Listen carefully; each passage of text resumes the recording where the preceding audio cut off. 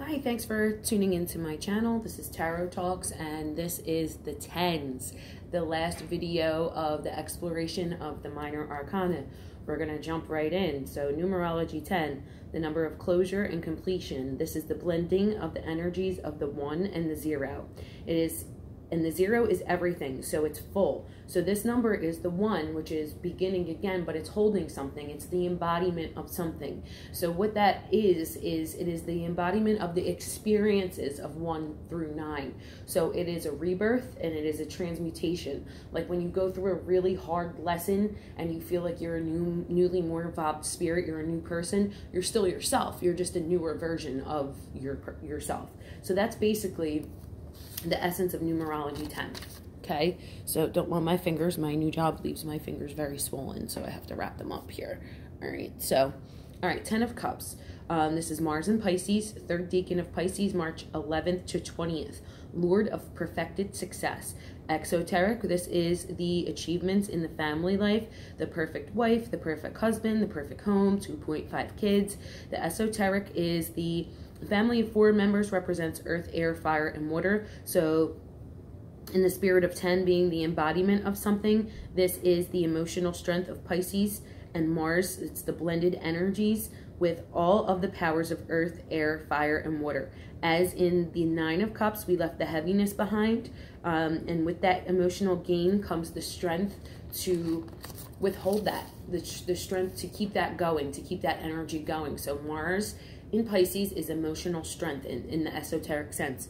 The lessons we have acquired, whenever we learn a new lesson, we become a better version of ourselves.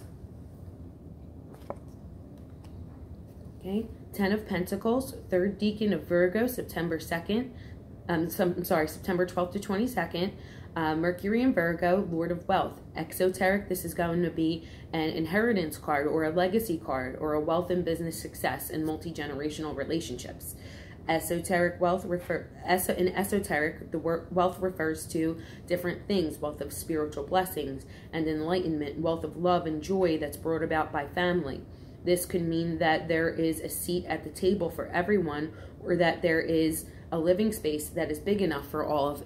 If you look at it, we have the grandpa here, and then beyond the arches we have the other part of the family, the grandkids or the children that have their own space. So this is about abundance of space, being able to provide for your family, and then being able to carry that legacy on. So this is also a family business card as well, someone that's taking on the family business.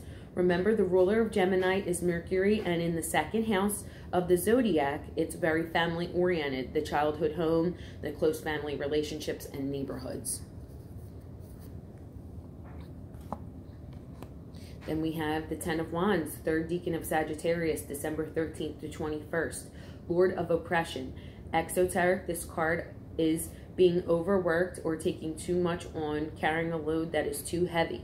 Esoteric, Saturn in Sag is going to bind his freedom. Sagittarius is a freedom-loving sign, and in the image of the wands, they're being tightly held together. So there's a blockage in the powerful creative force of the wands. A change must occur, and we must use the knowledge that we've gained in our life experience, which is the 1 and the 0, the embodiment, to change the situation and make the living situation a little bit more livable and a little bit more doable. This is a card that's going to tell you need to change your situation. You need to become reborn from this because it's not working. You know, anytime your freedom's bound, there's a problem.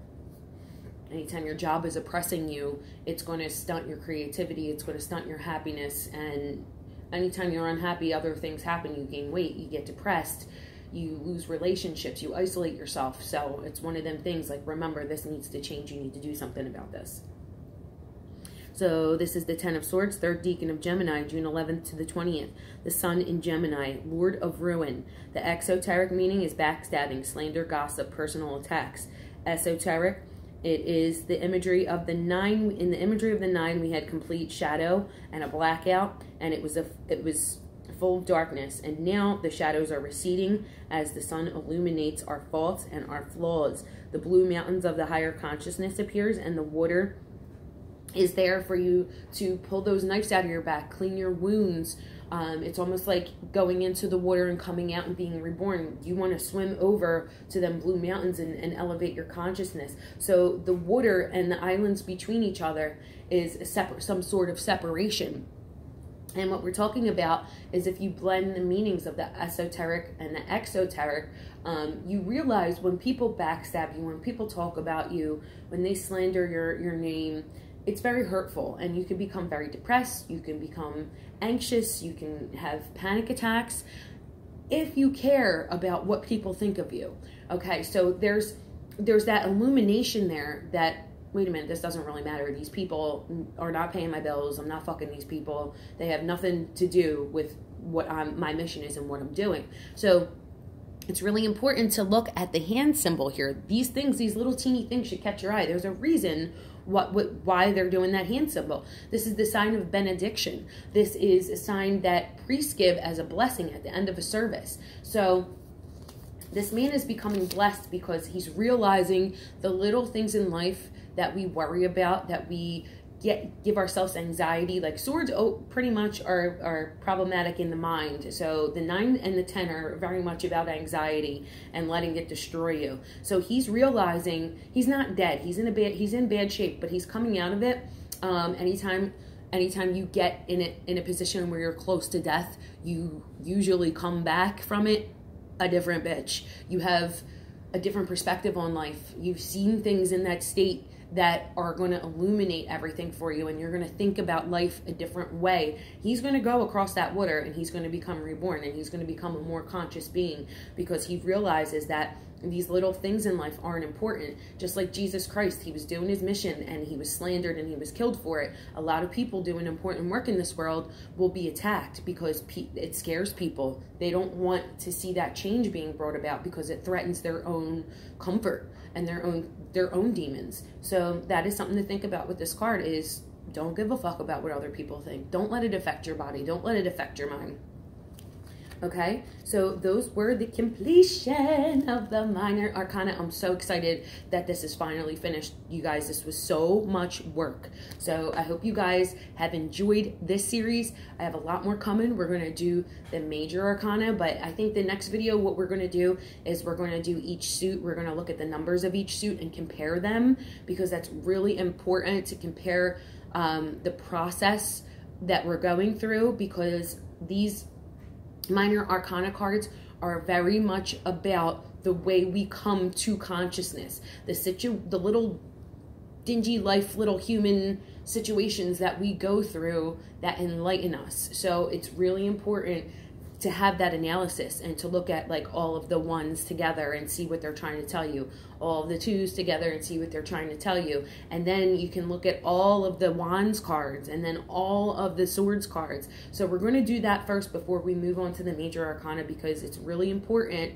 that you understand the process, because this is the path of the fool. The path of the fool is the path of the soul. It's the enlightenment of the soul, and the many lifetimes we have to go through before we can become a star, before we can become that light to the world and become of that higher elevated consciousness. So again, I hope you guys enjoyed it. Give it a like, give me some comments, let's have a conversation, and I will see you soon. Have a great day.